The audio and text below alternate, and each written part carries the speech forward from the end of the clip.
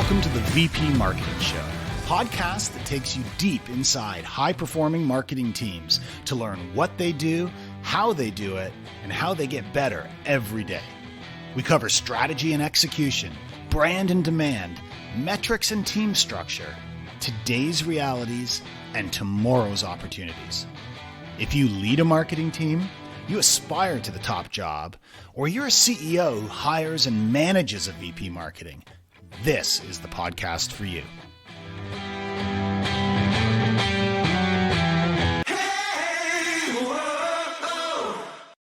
Welcome to the VP Marketing Show. I'm your host, Steve Watt, and today's guest is Amrita Gurney. She's VP Marketing and Community at CrowdRiff's.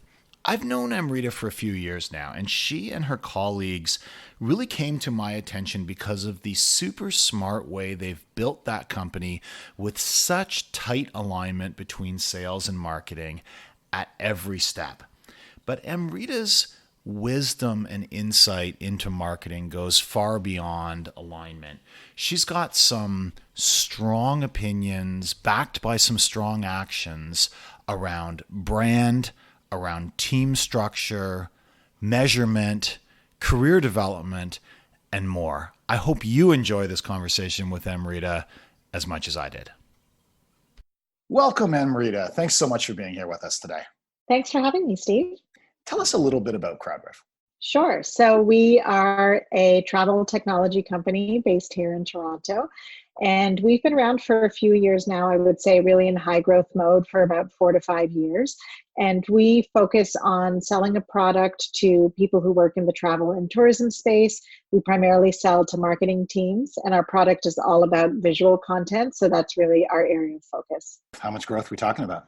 We've grown about 10x over the last 3 to 4 years since I joined. So it's been really fun and exciting, hard, all of those things that come with growth. And how big is CrowdRiff now? We are now about 110 people. And how many of those would be on your marketing team? Right now, the marketing team is about 12 people. So we've generally been, roughly about, I would say, 10% of our headcount. But right now we're at 12, and I'm excited to see what we'll do going into 2020.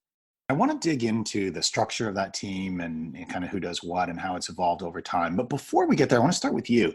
I'm intrigued by the evolution of your role at CrowdRiff, that you were head of marketing for a year and a half, and then next year it was VP marketing, and then for the last year and a bit, it's been VP marketing and community. What's going on with that evolution, and how has your role changed? Sure. So when I started, we had just closed our seed round of funding, and it was funny. I didn't love my title, to be honest. I didn't love being called head of marketing because, as you probably know, head of marketing is a little bit of we're going to hedge our bets so that we can top you if we need to, but we're going to give you something more than a director title. So I loved the company. I loved the team. I didn't really want to make too much of a stink about title. So I joined as head of marketing, which really was responsible for building out the department. And then within the first year of us building the team and just building CrowdRiff in general, I was always a part of the executive team, but the executives on our team, we all moved into VP roles. And part of what that really meant was being able to start hiring managers underneath us instead of having everybody report directly to us. And then also, of course, thinking a lot more beyond just tactics and looking more at strategy. So I think that really reflected the work that we were doing, and probably also made a lot more sense just once we grew a little bit, because sometimes I know startups tend to give inflated titles to people. And so I guess looking back, it probably was the right thing at the right time. And then my newer change in role is really just more of an expansion of what marketing is responsible for, and to include not just trying to bring new customers to CrowdRiff, but really to cultivate our customers and our community, which is something we've really invested in. And this is really a recognition of our interest in continuing to invest in this. I'm imagining that the fact that you've got community in your title means that this is more than just the fact that you've got some customer marketing going on in your team. Tell us a little more about what you mean by community. Sure. So I think community to us is still something that we're defining. It's mostly something that we've seen as we work in travel and tourism. And I think when you work, especially in a vertical space, there is a real opportunity to bring people together around that shared passion. And for us, it's people who choose to work in travel and work in marketing and travel teams. And so I think community for us has kind of organically developed because we know that our customers talk to each other, they learn from each other. They really brought us into the community and considered us as a trusted advisor, which has been a real honor. And I think for us, it's really just thinking about how do we harness all of the great work that our customers are doing and really put them in the spotlight and help make them successful, and just put more of a formal structure and investment around that.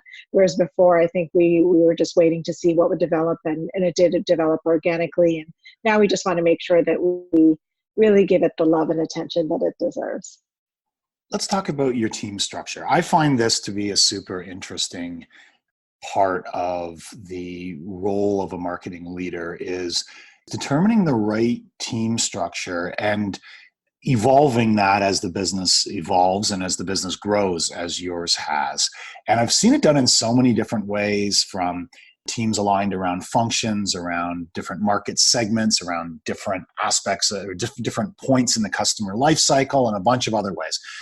Tell us how your team is structured today, and why that's right for your business, and maybe how that's evolved over your time there.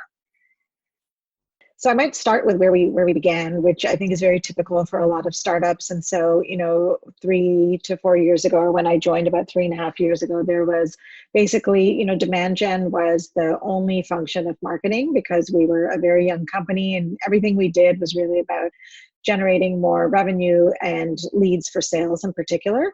And of course, revenue is still a big focus for us, as it is for all marketing teams, but we've evolved from just having demand gen people. At the time, they all reported into me. There was no real structure beyond that. It was just, I think we had a demand gen generalist and a content marketing specialist. And then over time, we started to look at where there was some natural groupings on our team. And I talked to a lot of other VPs of marketing because I agree with you. I think there's no one way to do it. And I've seen people do it in a number of different ways. And part of this depends on, how many direct reports you want to have, whether there's some natural distinctions between pods. And so now that we're about 12 people, I would say just over the last 6 months, we've really started to formalize 3 pods in marketing. So one pod is demand generation, which is still our largest pod, and it's head up by a great director on my team, Adam Lacombe. And then we have a brand pod, which is led by Derek Sharp. And basically brand for CrowdRiff means everything other than product design. So brand strategy, as well as all of the brand execution. So we have graphic design and web development, for example, on the brand team. And then the third pod, which is our newest pod, and we're actually looking for a director to head up that pod, will be product and customer marketing. And this is also just born out of our recognition that our product is really becoming more sophisticated and delivering even more value to our customers. And we just really want to make sure that we articulate that and message and position that well. And then also wanting to make sure that a lot of the work we do around educating our customers and just, again, showcasing their great work, that we have customer marketing as part of the product marketing team to really make sure that we support our now 700 plus customers. So we really wanted to make sure that that team had its own group of people and budget and all of those things. And right now, that's really where I see our team staying. I don't really want to build too many pods. We're still a small team. We're only 12 people. But I believe that we can, I debated putting product marketing under demand gen, but the more I thought about it, the more I really felt like it needed to be separate. And talking to other CMOs, it seemed to really make sense given what we want to invest in product marketing, and just given who the background of our demand gen leader. I really wanted him to focus on his strengths, and I think he's building a great demand gen team. Where does content live? That's often a contentious one because content serves many masters. It's partially about demand gen, it's partially about brand, it's partially about customers and products and everything else. How have you sorted that out on your team? That's a great question. I think that's another thing that I've been thinking about a lot. And so right now, content lives in demand gen, and I don't really have any plans for that to change. But one of the things we're trying to figure out is we probably will put some content people in the product and customer marketing pod. And I just need to give some thought to how I keep the two content teams connected, whether there would be sort of a dotted line relationship to our content team lead or whether we would want to organize that team in a different way. But right now, I'm planning to have content people live in both demand gen and product marketing. Today, they only live in demand gen because that's really been the focus of a lot of our content work. How about marketing operations and ownership of the current tech stack and integration of the stack and exploration of future tools that you may use?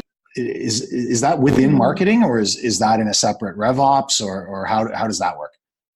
Yeah, so it started off as being in marketing. So I had a sales and marketing ops person who lived on my team, but was dotted line to our VP of sales. And for a number of reasons, just over the last year, I would say we were talking as an executive team and just thinking about how we really want to build a RevOps team that looks at revenue operations across the entire funnel, across the entire business. And when we were talking about different skill sets on the executive team, we really felt that our VP of customer success had a really strong background in operations and a natural affinity for developing processes and systems. And so we decided that that would be the right place for RevOps to live. So he now is our VP of customer success and RevOps. And then in that process, we recognized that community and customer marketing really was something that I was very good at. And so while in some companies that could live under customer success, we've chosen to keep that in marketing. And so we really just sat around a room and talked about what made sense for the business. And I'm very lucky that I work with an executive team that really is doing what's right for CrowdRiff and there isn't much, political posturing around how many people live on my team versus yours. I think we're all valued for what we do. And so we're really happy with the way that's worked out. And when it comes to tools, I would say that our relationship with RevOps it's very collaborative. So marketing mostly decides what tools we use ourselves, and RevOps is really just supporting our use of those tools. And, as we grow out that team, we might be able to lean on them a bit more to help us in the tool selection.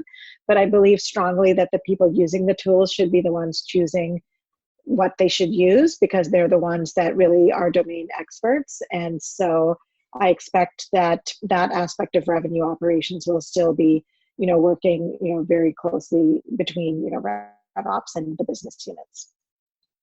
Let's talk metrics, and let's start with your demand gen team. What are their primary metrics that they are responsible for? So I would say as a marketing team, revenue, of course, is the key North Star for us. But specifically in demand gen, we felt that there was a real need to support the pipeline generation part of the funnel. So not just leads, but actually people who we are in serious conversations with, who are at a point where they're really going to be getting into more of, proposal and negotiations and pricing and all of those conversations. And we felt that sort of that top to middle of funnel was what really made sense for the demand gen team. And so they're measured on pipeline. That's a target that we look at every week. We stand in front of the entire company and report on our progress against target. So I would say pipeline for sure. And then of course, underneath pipeline, there's a bunch of different levers that impact our ability to hit that target. And so individual people on the demand gen team certainly are looking at things like, literally everything from the top of the funnel down. So everything from who's coming to our website, who's engaging with us through different content opportunities or demo forums, things like that. And then how many of them are in target and then moving on to opportunities. And when you say pipeline, is it pipeline generated, pipeline impacted, some combination of the two?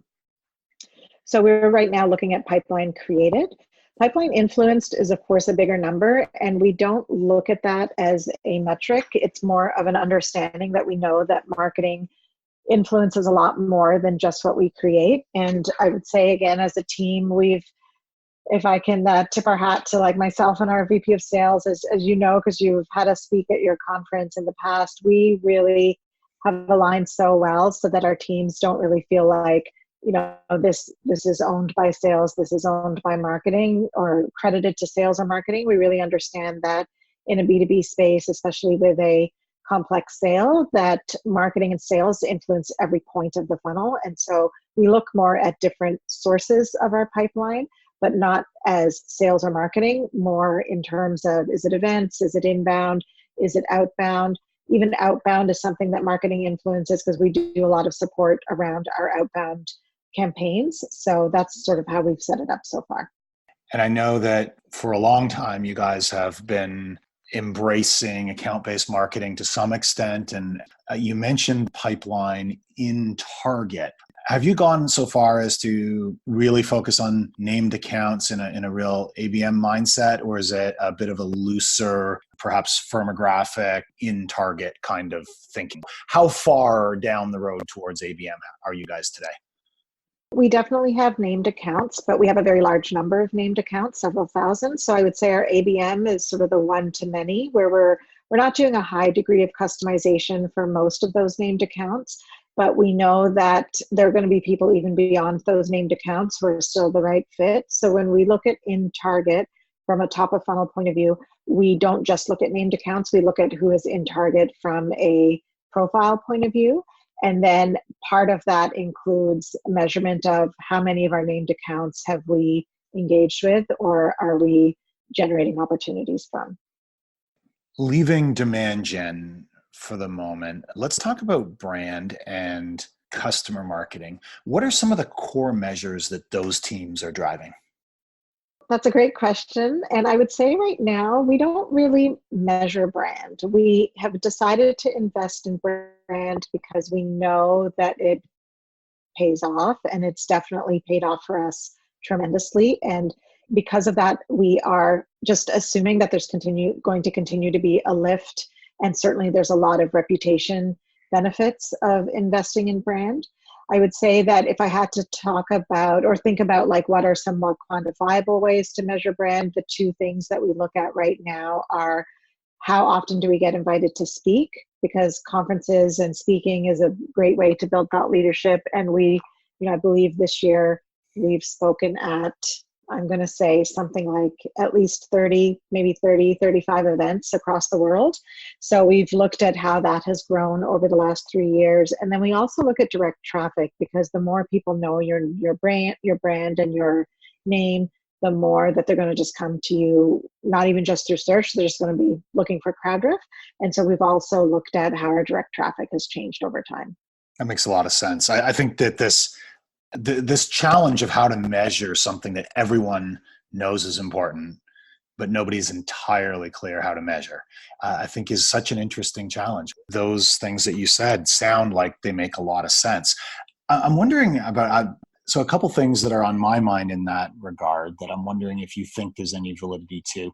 It seems to me that it would hold true that if you've got a really strong brand, not only in terms of awareness, but in terms of positive sentiment, that you ought to have a higher win rate and you ought to have a shorter sales cycle. And I'm kind of living that right now on the other side of it, where with one of the companies I'm working with, we're shopping for some particular B2B services, and there's an organization that came highly recommended to me by several different people. We may well be a incredibly fast win for that company, because we kind of go in with this mindset that like, well, these guys are good and we keep hearing they're good, so let's find a way to make this work. Yeah, so I'm glad you asked this, because brand is one of my favorite topics, because it is something that sort of went out of vogue, I would say, especially when, there was a lot of, I guess, influence of engineering type mindsets in marketing, which I still think are really important. And I look at what we do on our team and I'm really proud of how data driven we are. But what I love is that I think there's a misnomer, and I think a lot of first-time CEOs, not certainly at CrowdRiff, because I feel lucky with the investors that we have, they really believe in brand, but I see this with other CEOs that I hear about or I talk to, that they believe that this is just about growth hacking and just like it's a numbers game and that's all that matters. And I think depending on your business, that can be important to different degrees. But for us, we recognize that brand can be just a great lift to your reputation, but also, like you said, to your sales cycle, to people's confidence and trust in you. And so I'm really happy that now it seems like brand is getting talked about again in B2B, because I think also a lot of people were thinking that brand was just a B2C thing, but I think there have been more companies now that have been more vocal about building brand. And then you look at some of the great brands that are out there in the B2B space, whether it's someone like MailChimp or someone like Drift or Intercom, or certainly when ExactTarget was, they're one of the companies that certainly was one of the first big brands in the email marketing space. And Scott Dorsey, who founded ExactTarget, is one of our investors. And so through him, I think I've also really come to admire what you can do when you have an executive team that really believes in brand. And so right now, I would say that we're not worried too much about measuring it, because, there's that old saying, do things that don't scale. And we have had so many successes on the brand side that were happy accidents and were not directly measurable. And I'm really grateful to our CEO and our investors that they really understood that, and it's really paid off. And we love seeing people organically talking about our company and how much they love our people, because brand, of course, as you know, is not just your logo, it's all of the experiences that people have with your company, and it's employer brand as well. So as I don't want to go off on too much of a tangent, but as you can tell, brand is definitely a hot topic, and I want to dispel the myth that it's irrelevant to B2B companies. I'm with you all the way. Music to my ears. I'm very happy to see that pendulum sort of swinging back as well, that the companies you mentioned and more who have embraced brand and done an amazing job of it. I think it's game changing. I think it just absolutely floats all boats for them. You mentioned their ability to attract and retain great talent. I'm sure that all sorts of measurable sales metrics are moving in the right direction as a result of that brand. I mean, brand is so vital. It's the trust. It's the sentiment. It's the, it reduces risk when you're dealing with a brand that you trust. I mean, there's just so many ways in which it's powerful. And I love the fact that you and the rest of your leadership team don't let the difficulty of measuring it stand in your way of embracing the fact that it's important and just getting on with it. Yeah. And, I also love that your brand exists whether or not you invest in it. And so you can either choose to help shape your brand, or people are going to have an impression of your company and your brand regardless. And so I think that for us, it's just a recognition of why not help shape it, and instead of just feel like it's something that doesn't exist when people are going to have an opinion about your brand anyway. And so that to me is like another really interesting shift that's happened in marketing, which I'm really happy to see. How do you actually operate your team? Are you running agile or quarterly plans or annual, or what's your operational philosophy?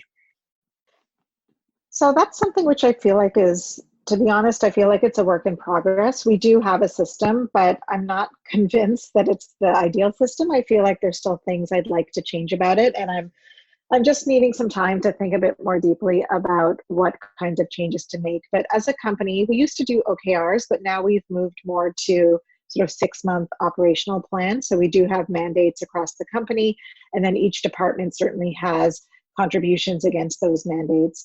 And what we do is we take those 6-month mandates, and then we look at each quarter. Obviously, we're measured on pipeline and revenue in marketing. So we do make quarterly plans to help us meet those targets. And then we take those quarterly plans, and then we, create a demand gen, brand, and product marketing blueprint. And then that's really what we use to operate throughout the quarter. And we operate right now in 2-week sprints. So we do sprint planning on Mondays every other week. We do our retros every other Thursday. And I would say it's working better than what our system was like before our demand gen leader joined, because he was a big believer in sprint planning and, loves Asana. And so I feel like we're so much more organized than we were before. but I'm not sure if the 2 week sprints are always the right thing for every project. And I don't have a better alternative. So that's why I'm not changing anything right now. But I am really interested to learn what works for other teams. And, you know, I observe what we do on our product team. I've talked to lots of other smart marketers from different companies. And, you know, what I'm hearing is that some people do 1 week sprints, some people do 2 week sprints, some people do monthly milestones. Lots of people don't really do any formal planning. So I like the idea of doing planning in sprints. I just am thinking through, is this the right time period and are we defining our sprints in the right way? It's a tough one. I too think there's a lot of value in sprints. My gut says 2 weeks are better than one because wow, 1 week is really granular. Mm-hmm. But there are some things that absolutely have a longer horizon, like you said, and are really hard to break down into sprints. And then aren't there some things that are kind of always on that, you know, I mean, I wonder if there's a way of separating it and running a couple of things where half of your time or whatever is sprint based and the other is more quarterly or always on. Like, I mean, does it have to be, do you have to go all in on one thing or is it okay to mix these different systems, or by mixing them, do you just confuse everyone? Yeah, that's a good question. I don't know. I feel like it could get confusing, but then I look at our teams across CrowdRiff, and so we only have one other department that uses sprints, and that's our product team. And you know, our customer success team and our sales team, they don't use sprints. They have bigger projects that they work on in addition to their daily activities. And so I think we are more similar to the product team in that we're not really doing the same things over and over again. Like we have unique sort of requirements that we're scoping out for different projects. And for us, I would say sprint planning is, for lack of a better reason, we use sprint planning as a way to make sure that these bigger goals that we have actually get moved forward, because that is one of the downsides of not doing a sprint for a couple of weeks, is that let's say you have a quarterly goal, you know, you don't want to wait until the third month of the quarter to get 90% of the work done. And so what we do with our sprint plans when it comes to these bigger projects is we just identify the milestone that we want to reach. So for example, we've been planning our first conference, and I'm happy to talk more about that, but we've been planning our first conference this year. And, you know, obviously that's a year-long activity, but we wanted to make sure that we broke down this giant project into these shorter milestones so that we made sure that we were making progress. Tell us more about the conference. I'm really excited to do this at CrowdRiff. I've done it at one other company, and I think it's a really scary thing to do because it's a big investment, and there is a little bit of this will people show up feeling that you have at the beginning. So when we first decided to do it about a year ago, we really saw again that our customers could really benefit from meeting each other. And we really felt like we could benefit from meeting them as a company and vice versa. And then just really helping to level up everyone's skills around visual marketing and travel and tourism. That was really what we wanted to do as well. So our first conference is this fall in November. It's going to be here in Toronto. We're expecting between 150 and 200 people. So we're really happy with the response so far. And as I'm sure I could say this about everything I do, I know I'm going to learn a ton. I've already learned a ton that I want to apply to next year, but I'm really proud of one of our team members, Irene, who has really done all of the legwork in making this happen. And she's really been amazing in terms of taking this big daunting thing. And actually, I'm seeing it come to life now because we're obviously doing a lot of the final steps of planning around signage and swag, and you know, all our speakers are lined up, and so it's been really exciting. And I'm really excited to see what kind of an impact that's going to have for our company as well. I think it's a great morale booster of just getting people to see customers face to face. And you know, you're working in the product team, you never get to talk to customers every day the way we might in sales or CS or marketing. And so I'm just really excited for people in different teams to actually have face-to-face conversations with the people who use the products that we build. It's all customers, or is there some prospect angle to it as well? We definitely are having a mix. So I would say still more customers right now, but you don't have to be a customer to come here. And we actually made the sessions applicable to anybody, whether or not they're using us or they're not using the tool. So I think just because of the fact that our customers know and love us, that is really the makeup of most of our attendees. But hopefully after this first year, as the word gets out about this event, we're really hoping to bring more people who are in the community, but not necessarily a customer, to come to our event. That does sound exciting. What's it called, and where can listeners find out more about it? It's called SEE. It stands for Seek, Explore, Experience. And you can go to the CrowdRiff website, or you can just Google CrowdRiff Conference 2019.